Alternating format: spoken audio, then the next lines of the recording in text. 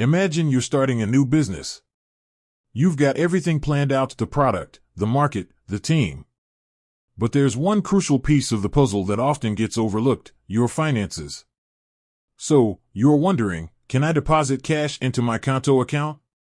Understanding Qonto. Let's dive into what Qonto is. It's a digital banking platform designed specifically for businesses. Think of it as your virtual financial assistant, streamlining everything from payments to expense tracking. But can you actually put cold hard cash into your Qonto account?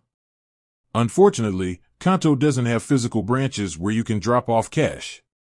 It's a digital-first platform, so most transactions happen online or through mobile apps. There are a few reasons for this.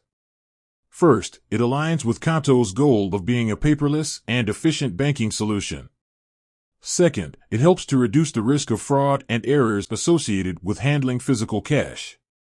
Alternative methods of depositing cash. Don't worry, though. There are still ways to get your cash into your Qonto account.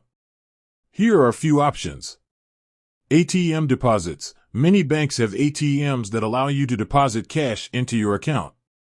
You can then transfer the funds to your Qonto account.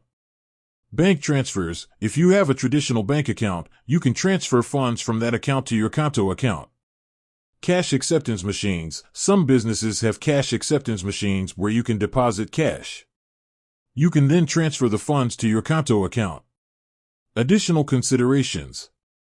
While these methods are convenient, there are a few things to keep in mind. Fees. Some banks or ATMs may charge fees for cash deposits. Processing time. Transfers between accounts can take a few days to complete. Limits. There may be limits on how much cash you can deposit at once. So, while you can't deposit cash directly into your Qonto account, there are several workarounds that allow you to get your funds in. The best method for you will depend on your specific circumstances and preferences. With that said, thanks for watching, and until next time.